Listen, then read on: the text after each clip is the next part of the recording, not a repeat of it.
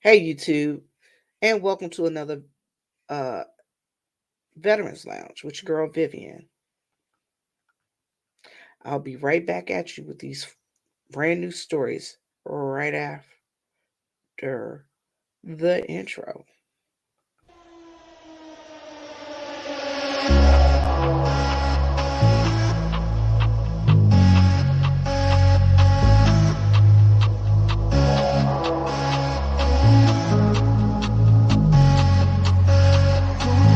There's something going strong, stronger.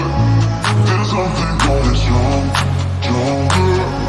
There's something going strong, stronger. There's something going strong, stronger. There's something going strong, and stronger. There's something going strong, stronger. There's something going strong, and stronger. There's something going strong, stronger. There's something going strong.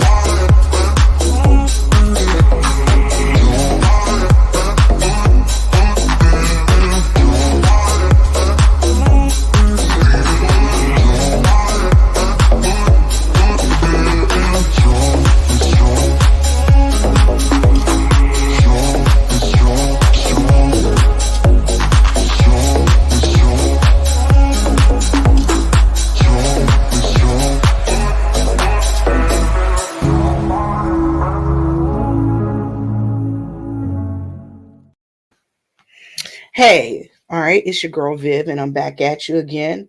And welcome. Thank you guys for joining me for today's Veterans Lounge. Just got some good little information to share with all us veterans, and other people can possibly use it too.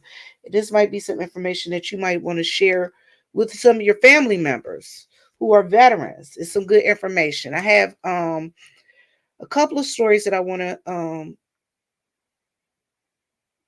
do today. I'm going to be sharing my screen, you guys. And I'm going to start with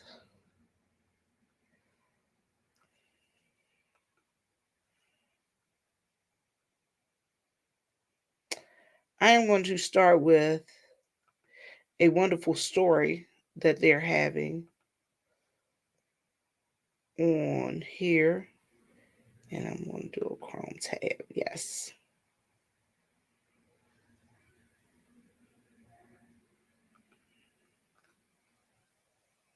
And this is the tab that I'm going to share. And it has a little story on it. And I'm going to let you guys look at the news story. And it's coming from ABC News. This is a good story. It's about trying to help end homelessness. Okay, where'd the story go? Okay. After this commercial. We can come to a stop with barely a bottle. Lucia, who announces her intentions even if no one's there. And Sergeant Moore, who leaves room for her room. With USAA Safe Pilot, when you drive safe, you can save up to 30% on your auto insurance. Get a quote and start saving. USAA. What you're made of, we're made for. Thousands of Americans who've served and sacrificed in the U.S. military are now living without permanent homes in this country. It is an intricate problem our leaders have repeatedly promised to fix. But could a solution finally be on the horizon? Tonight, our exclusive one-on-one with VA Secretary Dennis McDonough on an ambitious project that's now underway, just steps from one of the wealthiest neighborhoods in America, and why it could be a model for ending veteran homelessness once and for all. Here's our Devin Dwyer. Here's a phrase that should not exist: homeless vet. For Dennis McDonough, like generations of VA secretaries before him, homelessness among military veterans is a confounding stain on America's promise. American people expect that there not be homeless veterans. The bigger problem for us is going to be if we fail, which is why I'm not going to let us fail. While the number of homeless vets has dropped by more than half over the last decade, an estimated 20,000 U.S. vets still lack permanent homes. Dozens of homeless veterans had been living on these sidewalks on VA's doorstep just a few months ago, but they've been moved onto the property where they have access to showers, meals, and security. We saw firsthand last month in Los Angeles, home to the largest population of homeless vets in the country, how McDonough's VA is trying to accelerate progress. Feel safer over there, Jerome? Over here, no doubt. The encampment on the West LA VA campus is both beautiful and baffling. Veterans living in the shadow of buildings originally constructed to house and help them after World War II. Some have been sitting idle for decades. These old buildings are just down the road from Beverly Hills. They're turning them into housing for veterans on a sprawling 388-acre campus that will be the largest veterans housing project in America. The vision is ambitious, an estimated $1 billion public-private partnership to transform some of the VA's most valuable real estate into a campus of 1,200 new apartment homes that could house more than a quarter of the city's homeless vets. No doubt an emphatic answer to an intractable problem. Money. Steve Peck, a Vietnam combat vet and president of the nation's largest nonprofit serving at-risk veterans, is the lead developer. Building behind us will be 60 units for senior veterans. The building across the street will be the service center. So you're out to prove that solving the homeless problem among veterans is more than building a house. Oh, absolutely. Combining all of the housing and services in one place really gives veterans every opportunity to succeed. There will be a town center, community kitchen, art and athletic spaces, a therapeutic garden, and easy access to VA medical care. Community Director Tess Banco, a Marine veteran and survivor of military sexual trauma, calls the integration of resources unprecedented and monumental. I see your smile. Absolutely inspiring every time I stand in that building and knowing what is happening and what's going to happen at this campus. It's energizing. But over 6 years since the plan was first approved, just 5% of veteran apartments on the West LA VA campus have been completed. One independent audit faulting a lack of accountability and lack of urgency. And if a private developer wants to buy a parcel and put up an apartment building, it wouldn't take them 5 years. It is a funding problem. The water, the sewer, the electricity, the telecom, all that has to be redone. Where's that money going to come from? Peck says developers have raised only a tenth of the total price tag and also need help cutting red tape. When the top dog says, let's get it done, then people below find a way to get it done. Yeah, we're going to cut through all the red tape we can. Some of it we can't. Part of the balancing act are things that are required by law. It doesn't have a target date for completion. No. Why is that? But if I start to go through the reasons, what I'll do is sound like excuses. We'll get to a bigger number here over the course of this year, upwards of almost 200 additional units. He says that will build confidence in the project, enticing Congress, the state, and private sector to cut checks to keep it going. You can see the amount of light in this room. This is a common area. We saw for ourselves that dozens of units are nearly ready to become homes, but many advocates told us the 10-year or longer timeline to finish the campus is unacceptable. I know sometimes I felt forgotten. Nicholas Cormier is a former Air Force air traffic controller and former resident of Building 257 after he lost his job and couldn't pay rent. This is a humanitarian crisis. It's a war zone. It's, you know what I mean? This is how I see addressing the problem is it's boots on the ground every single day. Joyce Campbell, a Navy veteran who had a good paying job and a home until COVID cost her both, turned to the VA for temporary housing to help her reset. It's allowed me to settle down my emotional state, and get comfortable in looking forward, as opposed to continually watching my back. The potential to make a big dent in homelessness among vets has won the West LA VA project a small army of backers. Former chairman of the Joint Chiefs, retired Admiral Mike Mullen, is a top fundraiser. This could be a model for many VA centers across the country. It seems to me it requires a lot of pressure points to get it moving along. I've been involved in this project with 4 secretaries, for example. So it becomes very difficult to hold them accountable. I would love to see Congress much more involved. We work for the Department of Veterans Affairs. McDonough is trying to keep his focus on the lived experience of vets without a home. We joined him last month to participate in an annual nationwide count of America's homeless in cities coast to coast. He told us being on the streets has given him renewed urgency. And I'll tell you what, walking around in some tough neighborhoods on as cold a night as we've had in DC is a good reminder of just how difficult it is to be homeless. I've been very clear that I should be held to account for this. You think and the buck stops with you? What remains is elbow grease, and we're going to apply the elbow grease. And if it's not applied, then it's my problem. Our thanks to Devin for that. It's true. Everyone gets a free new Samsung Galaxy S22 with a Galaxy trade-in. Any year, any condition. Really? Even if my old phone looks like this? Why? It's okay, people. I've trained for this. It's not complicated. Everyone gets a free new. Okay, you guys, I'm sorry about that. So, as you guys see, that's a shame. You got all them veterans living out there in the streets out there in LA. That is ridiculous. So could you imagine as much? I'm gonna tell you guys, in Washington, D.C., when I lived in Southeast Washington, D.C., and I was a veteran going to the a neighborhood clinic. They had a neighborhood clinic in Southeast Washington, D.C. In that clinic, they had it was a building. It actually was an apartment building. And what they had did is they had converted it into a building for homeless veterans.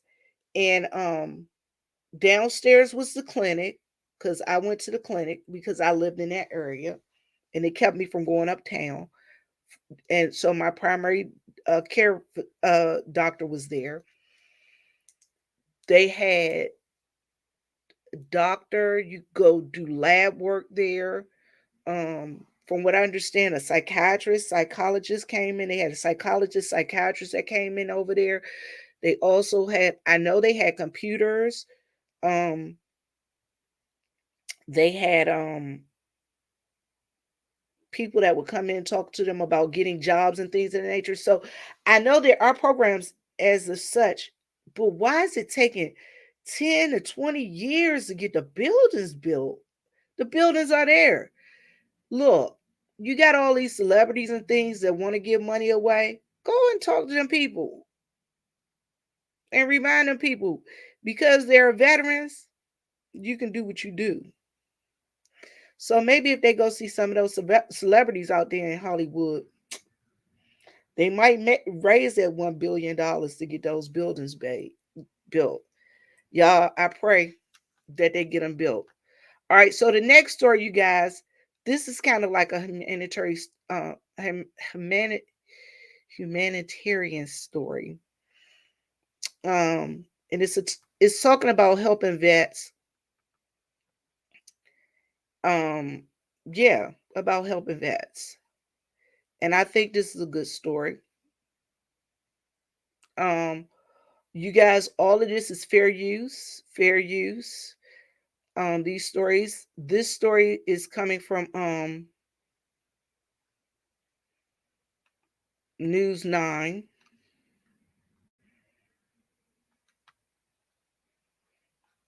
News 9.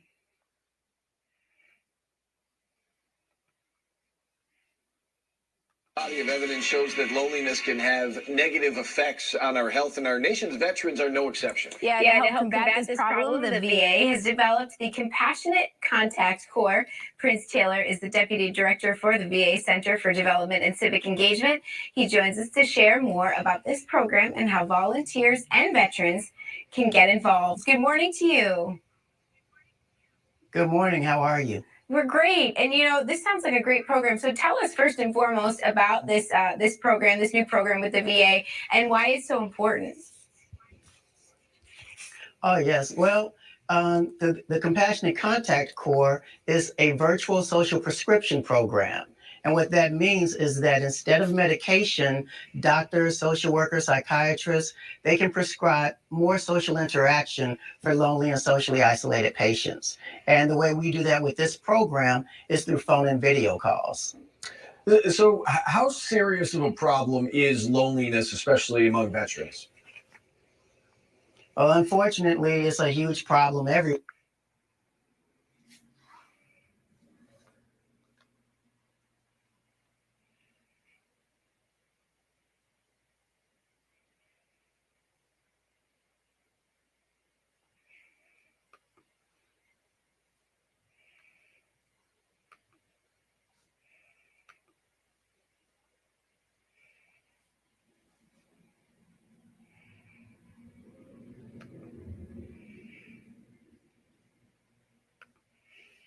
Okay, y'all. I guess they didn't want me to share their video, but yeah, the video what they were talking about is it's called a compassionate um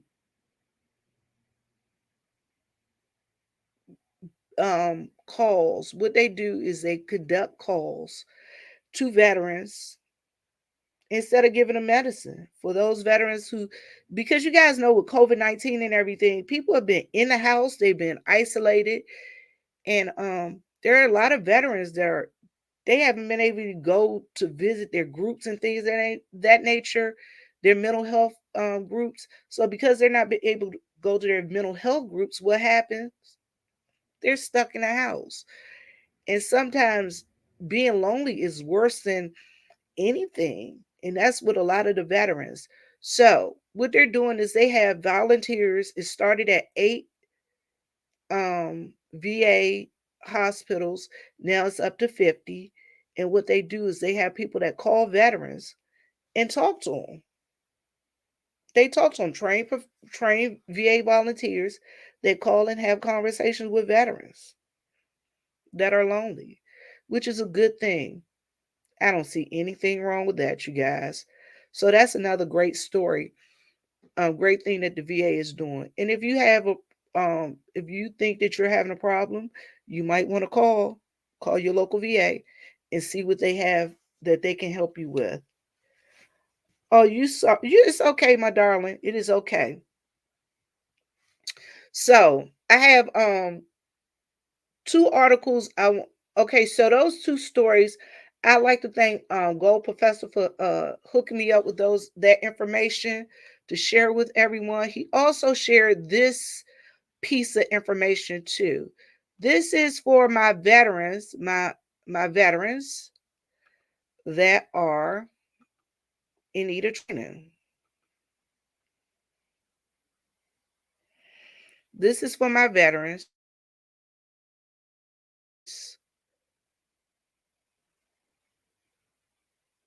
that are in need of training. And basically, what it's saying is, and this story comes from the VA, the Vantage Point. The Vantage Point is free training programs offer veterans, military spouses a path to tech careers. And it is sponsored by a group called Empower, capital N, capital POWER,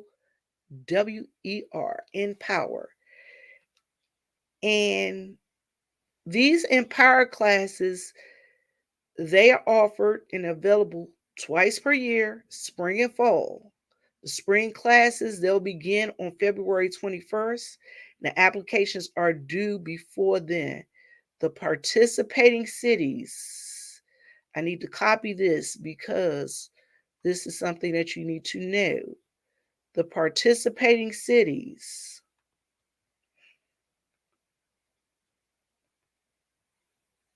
Baltimore, Dallas, Jersey, Jersey City, Newark, Los Angeles, and San Jose. Those are the participating cities.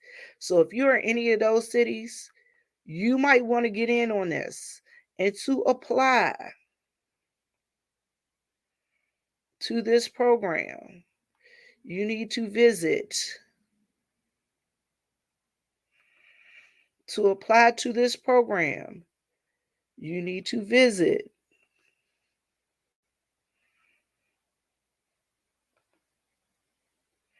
empower.org/apply-2022. Okay? So this is a program for my folks that live in Baltimore, Dallas, Jersey City, Newark, Los Angeles, and San Jose. Y'all, this is a free training program. It's a 16 to 23 weeks. It's a live virtual instruction. But the reason that you have to be near these cities are so that they can do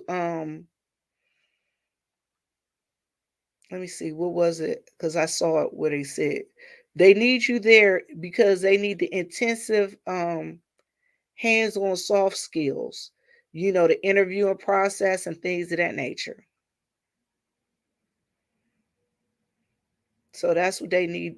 That's why you need to be there. And they said it has an 80% graduation rate, but it increases the graduate salary by 361%. Golly. They must have been making no money. If it's 361, ooh, that's a lot of money. So that's another program that they have. Thanks, Gold Professor, for sending me that information. And the last thing I wanted to share with you guys, if you guys have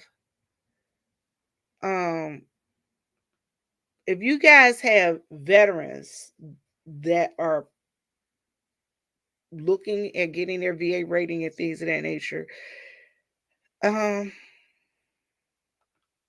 there is a new proposed change to the scheduling. They are actually having discussions about it as we speak. And I'm going to share this last screen with you guys.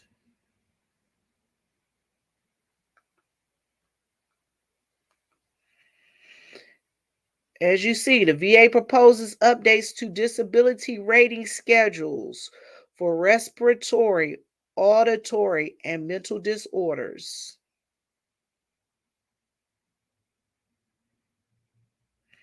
So basically, what they're trying to do is, if you have sleep apnea,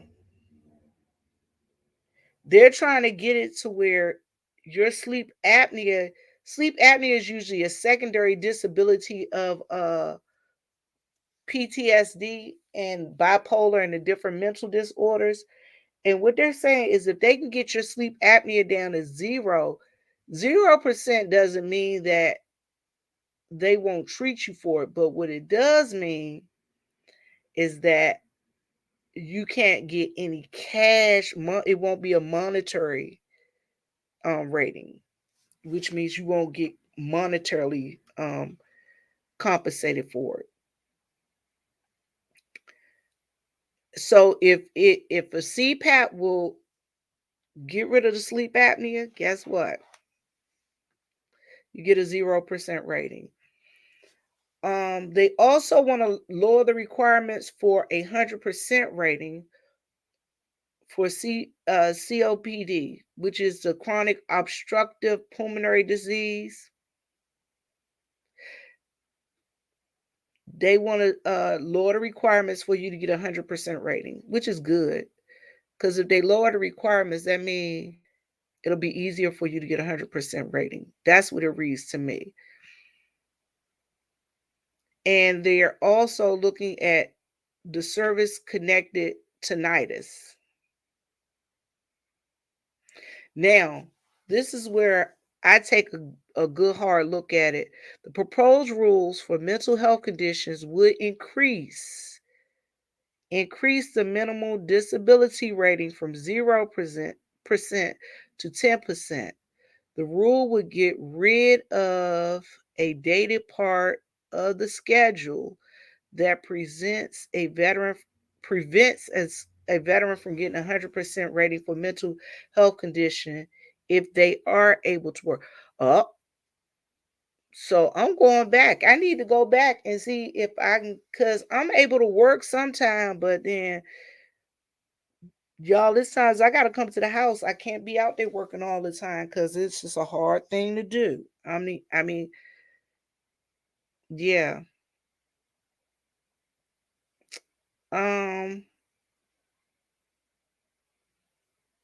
Let me see. It was a part that I saw. Rather than assigning an evaluation based on the number and the type of symptoms present, these changes would evaluate mental disorders based on how impactful the disability is across 5 domains of impairment: cognition, interpersonal interactions and relationships, task completions, life activities, and navigating environments and self-care. Y'all, that's real important because with someone like me, people see me, they're like, oh, you drive, you get around, you do things, you help your parents, you interact with people, you seem compassionate. But there are times, you guys, I can't get out the bed, literally. There are times I literally cannot, um, I don't want to take a shower. There are times with mental disabilities, because I suffer from bipolar depression. There are times where I'll just be sitting in the house and I'll start crying. There are times when I can't deal with my parents. I can't deal with my family members. I can't deal with people. It's nothing against them. It's just times due to my disability, I can't physically deal with them. Um, if you guys, hey, the truth, how are you? If you guys know, people always say that Vivian doesn't drag, Vivian doesn't argue, Vivian doesn't fuss with people. It's a reason.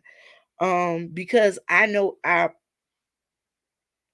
the way my mental is set up, it's best that I don't argue, fuss, and fight with people. Because if I do, it's not a good look for me or them. Um, yeah. So that's where I am. So I am definitely going to go back and look at, see, now that they've changed it, they're talking about changing it, the way they do that, do the compensation. I'm going to go back and look at it because again, there are times, you guys, I have sleep apnea. My sleep apnea is so bad, my CPAP machine does not work. There are times they say, I can't believe that you actually got rest.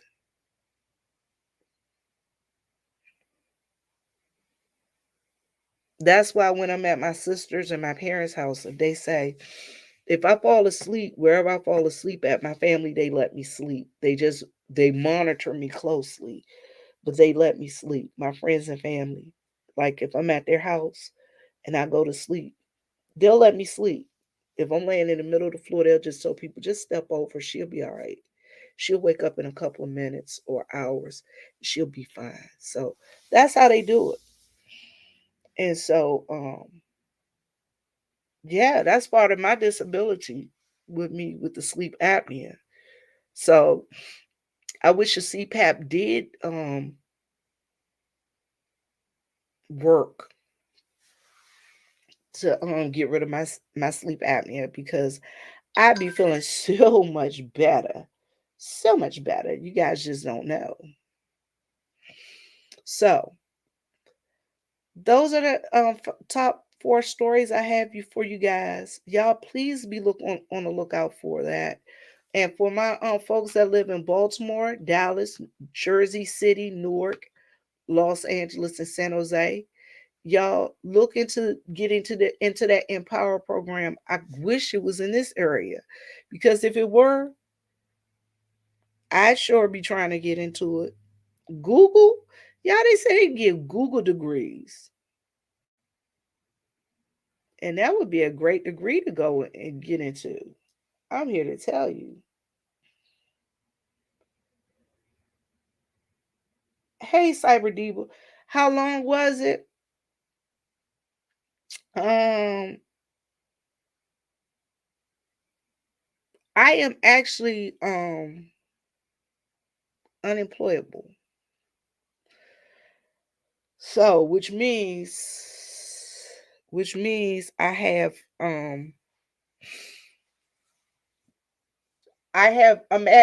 paid at the 100%, and they've deemed me unemployable. I'm not supposed to be going to work. Well, they didn't say I can't go to work. I just can't work but up to a certain amount. And they knew what they were talking about too, because after a certain amount of time, I'm not going out there.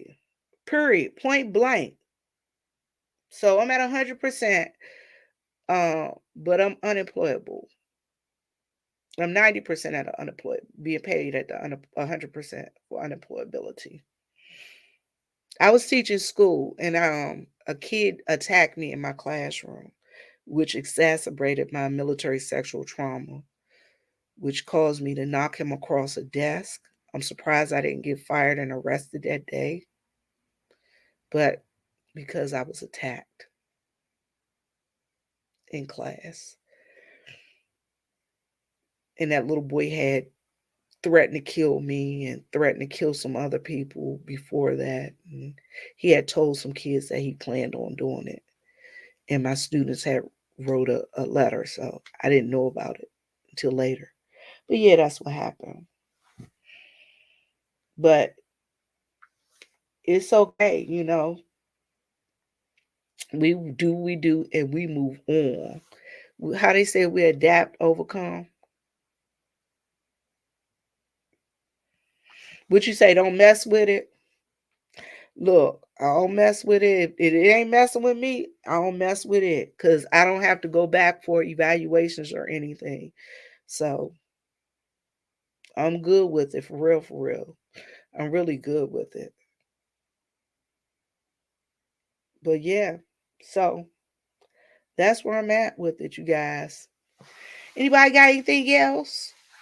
But people just they really don't understand when it comes to us with these disabilities of bipolar depression and post-traumatic stress. Like I said, mine was post-traumatic stress and bipolar depression due to military sexual trauma. They really don't understand it. Like I said, it's times where I'm just sitting in the house and anything can trigger me. Any y'all, I have problems with closets. I have closets in my house that don't even have doors because I have problems with closets.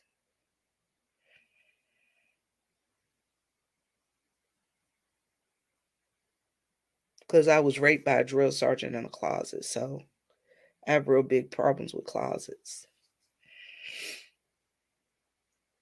But I do what I do. I move on. I adapt, overcome, and move on. I keep it moving. And so, you guys, when you see people, if they're a veteran, even people on this YouTube street, you don't know what their mentality they might be going up to. And you know what the truth? I laugh about that. When you start adding up all your disability ratings, like mine add up to over 100%. I'm like, if it's over 100%, how they get 90? I got over 100. How they get 90? But what they do, you guys, they have a formula that they calculate it. Like they'll say, okay, you get this much for this, and this much for this, and this much for this, and this much for this. And then they put it on a scale. So like I got 70% for mental for it's crazy, you guys. I have 70% for my post-traumatic stress bipolar disorder. I have 60% because I had to have a hysterectomy because of the military. I understand. I worked in a veteran service organization. I worked with men and women who were traumatized for some violent encounters from military service. So Cyber Diva understands. So it was funny because, okay, so I got 60% for loss of a reproductive organ, but they also pay me special compensation for loss of reproductive organ, which is weird. I'm like, just give me 100% and keep the special compensation. So you guys, and I mean, they got like, when you add them all up, like the truth said, when you add all your disabilities up, most of the time they add up to way over 100%. with the way I got 30% because I had my knee replaced. I had a patella realignment. And they gave me 0% because my foot was broke when I was in the Army. So you never know why they come up with what. I get sinusitis and I have real bad respiratory stuff going on. They gave me 30% for that. It's like weird the way they give you the compensation. The compensation is really weird. It's really weird. But it works out, y'all. It works out. But they trying to but like I've always said, everybody can't get 100%.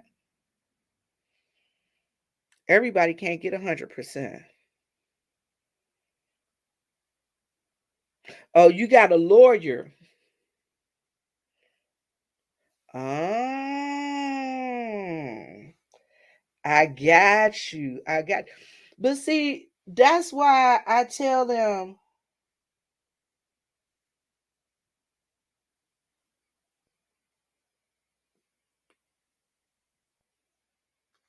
I don't know what you're talking about. Vaginitis. Who has vaginitis? 15 for vaginitis.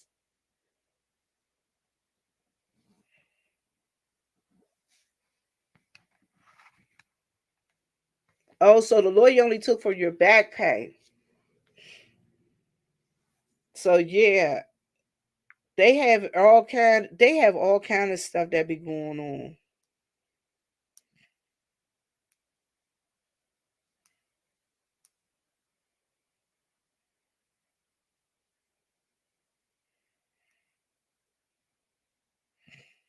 They have all kind of stuff going on.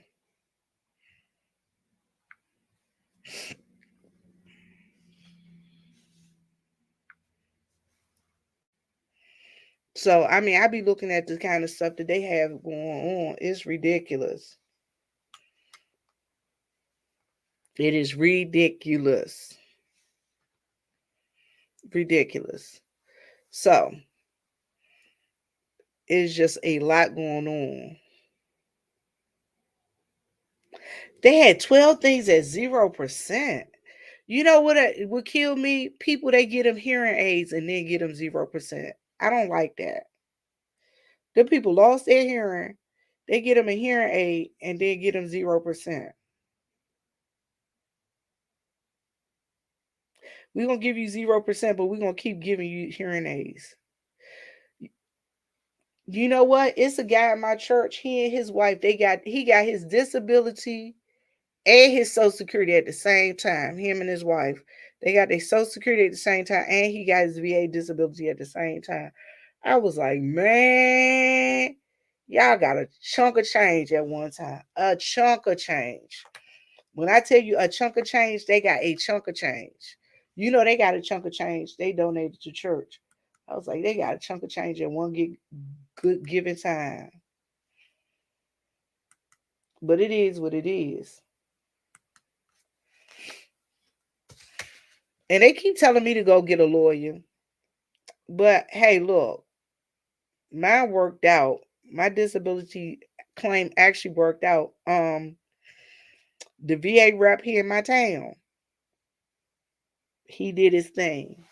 He did his thing. He said, come on, we're gonna write. He said, I'm gonna show you. He said, we're gonna help you write some letters. I was like, whatever. Y'all, I got to write some letters. And then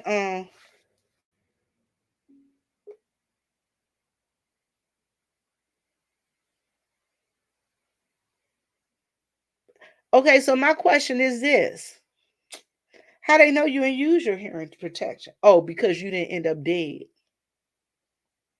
That's just dumb. They don't know if you use your hearing protection or not.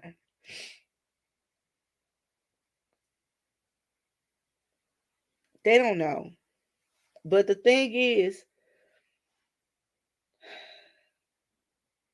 they really have to do better by the veterans. They really have to do better by the veterans. Um, especially when you got veterans that are trying to do right by them.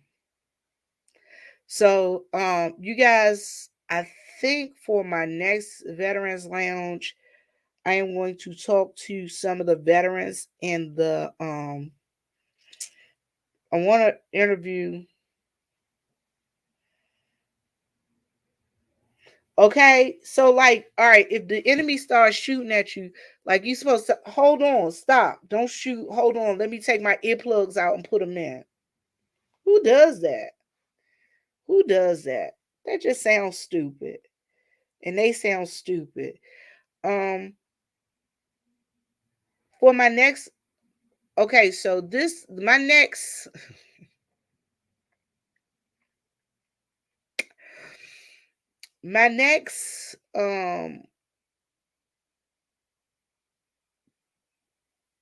y'all, my next Veterans Lounge is going to be a doozy. I have a young lady that I plan on interviewing.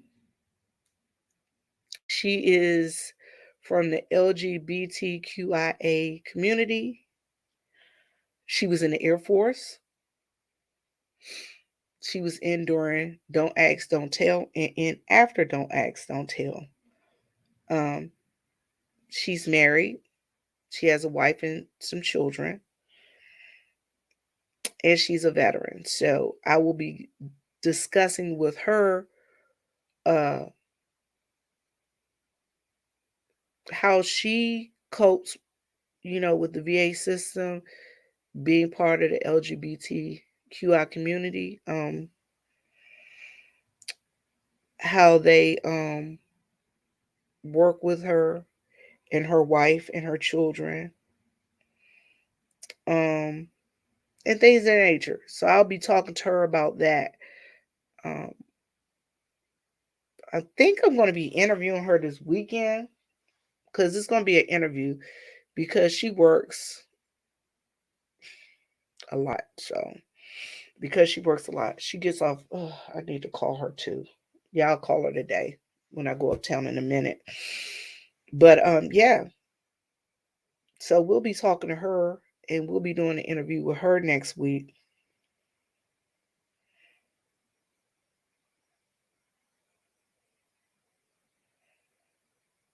Oh, you were both? Okay. Okay, cool. So look, when I do this interview, look, maybe you need to shoot me some questions to ask her.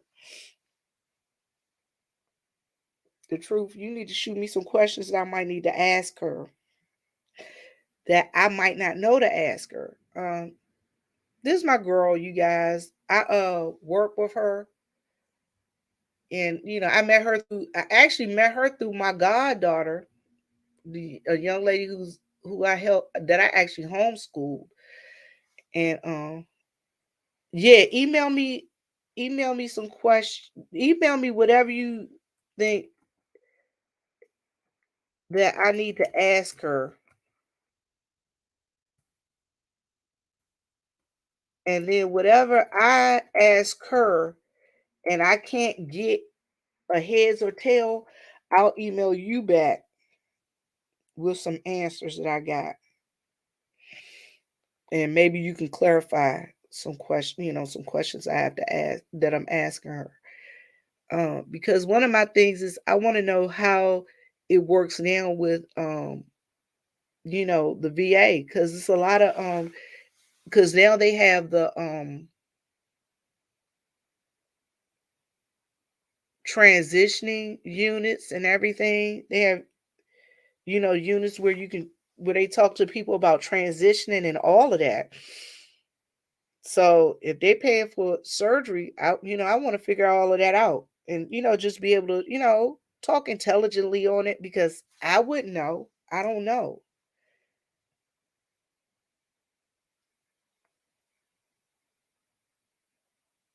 Oh, if they find out, they'll move you. Okay, okay. I I don't even know how they didn't know, cause shoot, I knew whole couples that were married. This guy and this girl were married to each other, and this guy and this girl were married to each other, but you be like, why is he always staying over there with him and her always staying over there with? And then my friend was like, girl,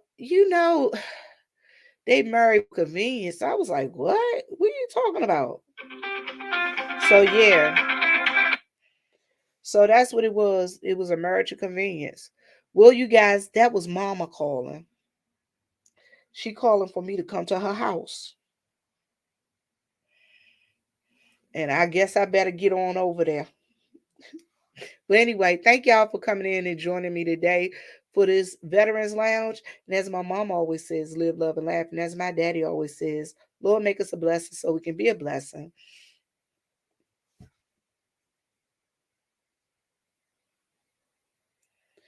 They are allowing same-sex partners. They are, yes. So we will be talking about this, you guys, and we'll be talking about this next week. And I see, I think that this will be a very interesting, lively discussion with me and her, because me and her, we banter back and forth all the time. Okay, that's what I was thinking. It was for the money. It was for the money. The girls, the guys married the girls, and then they would move. Because I said, how y'all move from unit to unit to unit to unit? As I never understood that. But hey, it is what it is. No, the truth. Thank you for coming. I appreciate you. Vibrant Lowell, thank you. Shells, babe, thank you. Thank you for coming. Even thank you, Poe Derek and Cyber Diva. Thank you, my darling. I appreciate you guys for coming in, visiting with me. And I look forward to you guys and seeing y'all real soon. All right, I'm out.